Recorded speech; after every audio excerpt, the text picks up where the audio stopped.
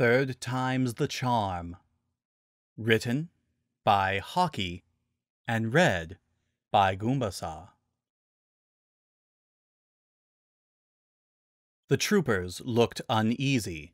Their visors were polarized, and they were equipped with power armor and energy rifles, but still, Samus could tell they were uneasy.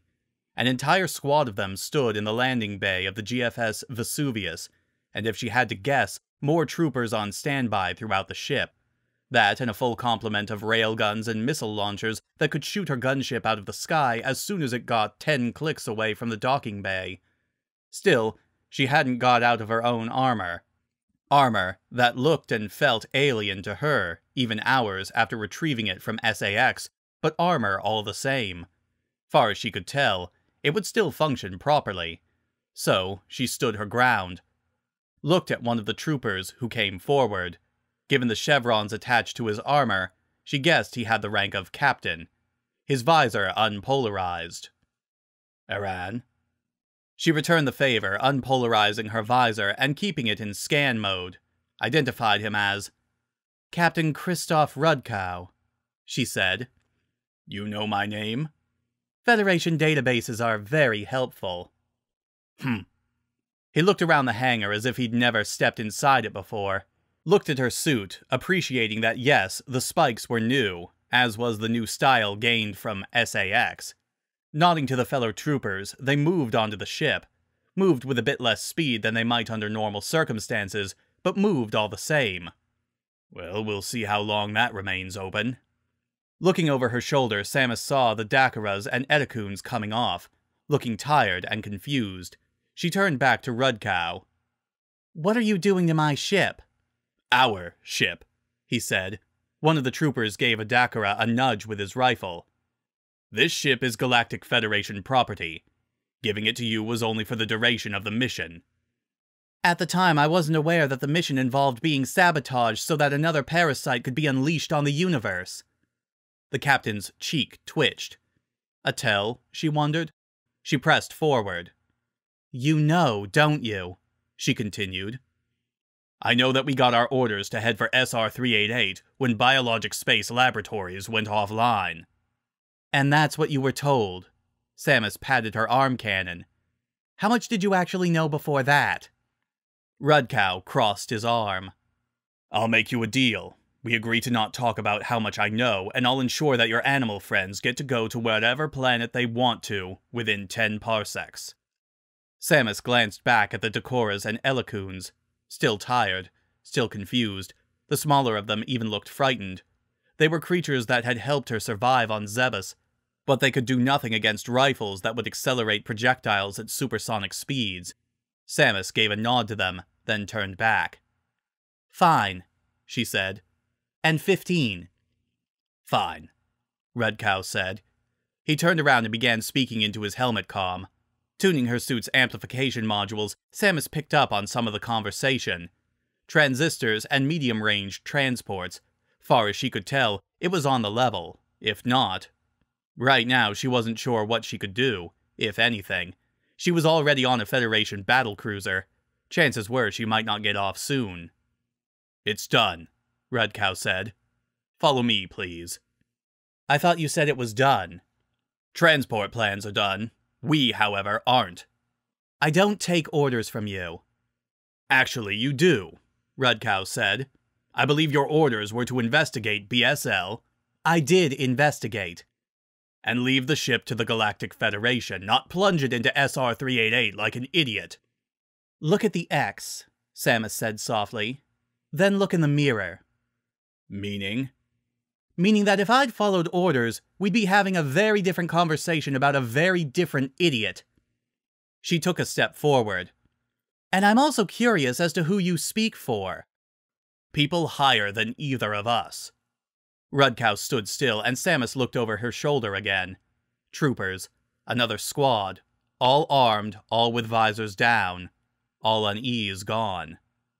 Come with me, Rudkow said. They were in a black room. Rudkow hadn't called it a black room, but Samus knew it for what it was. A black room. lingo for a room that prevented any communications coming in or going out from the room. It was reserved for the most top-secret of Federation meetings, ranging from black ops to sensitive diplomatic material. This black room was somewhere in the depths of the Vesuvius. Its magma chamber, she supposed. If so, sitting at the table, she grimaced. She was ready to explode. She'd done Rudkow the favor of deactivating her power suit, but watching as he walked into the room, data slate in hand, she reminded herself that she wouldn't need Chozo technology to put him in its place. Him, and all the other idiots who'd thought the X were worth saving. Nonetheless, she held off on the eruption. She watched and waited as Rudkow slid the slate over to her. "Sign here, please." She blinked. "Pardon?" "Sign here," he said, "and then you leave." Samus ran over the slate's contents, then slid it back over. "Go to hell." Rudkow sighed. "Are you really doing this?" "I can do a lot of things." "Yes, I know. Everyone knows. We know so much that this is why we're being lenient." "I don't see how this is lenient." "You get paid your full fee, coupled with free transport, along with immunity from any charges." "In exchange for the loss of my ship." "Our ship." "And silence." She leaned back in her chair and folded her arms. "The people of BSL deserve better." Rudkow leaned back as well. "I can agree there. So tell me, is that why you're so angry? That because you're the one who killed them?" "What?" "Your suit. Your power bomb."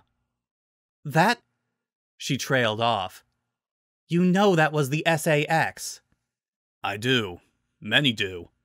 But for everyone who calls you the savior of the galaxy, there's an equal number of people who might draw connections between BSL and Ceres, and how disaster often follows where you walk. Who might call into question you visiting planets and turning them into rubble. Who might wonder if your lax attitude to the chain of command and Federation property is worth it." You know... "The space pirates are gone. The Metroids are gone. Thanks to you, the X are gone, along with any potential they might have had." "They had none." "Indeed? And what about the Metroids? You spared the infant on SR-388. You clearly thought it was worth taking to Ceres. And the fact that you're still standing here is testament to all the good that preserving a species might do, no matter how hostile they might seem." Samus fell silent. Rudkow was right. Wrong as well, but still right. The Metroid had saved her. 2 times. Once against Mother Brain, once as a cure for the X. 3 times, she reflected. Looking back, she realized that she'd never given it credit for helping her fight Ridley after she'd first encountered it. At the time, she didn't consider it to have saved her. She'd defeated that flying lizard so many times, the prospect of needing help at that point had evaded her. But, she supposed, it had saved her. 3 times. 3rd time was the charm to make her realize how much a Metroid had given her. Enough to give her pause to even wonder about the X. Enough to... No. She'd done the right thing. She had to believe that destroying BSL, not fleeing the Vesuvius when it emerged from FTL travel above her ship, or trusting that the Decoras and Elicoons would make it to safety, she had to. All that remained was to decide whether she'd spend the rest of her life allowing BSL to be forgotten, or if she'd do something else. "What happens to Adam?" she asked.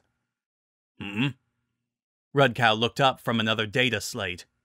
How long was I thinking? "What happens to Adam?" she repeated. "The ship's AI."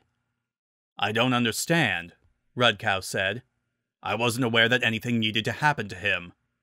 "But—" "Iran, let me spell this out for you. There are people who want your head on a pike. There's also people who recognize that the galaxy is a dangerous place and that bounty hunters are still a valuable resource. Signing this is the best way to placate both parties." "And which party do you belong to?" "Me?" He looked at the wall. "I'm the one who understands." He looked back at her. "One of us has to." Samus paused. Paused for what felt like a lifetime. Paused as she reflected on his words. Just now, and before. I wasn't aware that anything needed to happen to him. And before that, one of them will understand. One of them must. Then, slowly, she took the slate, took the stylus, signed her name, reflecting that the black display of S. Aran should be red rather than black. Rudkow swiped the slate before she could reflect any further. "Thank you," he said, getting to his feet. "I'll make preparations for transport." Samus remained seated as he walked to the door. His hand went up to the keypad, but paused. He looked back at her. "Was it revenge?" "What?" "You've got Metroid DNA lurking in you somewhere. You've eradicated the X. You're still alive because of how a Metroid saved you twice." 3 times. "What?" 3 times, Samus repeated. Rudkow frowned. "But I thought—" "Someday I'll tell you about it," she said. Rudkow paused, then nodded, then dialed his code on the keypad and walked out, leaving Samus alone. She was long since used to that. The end.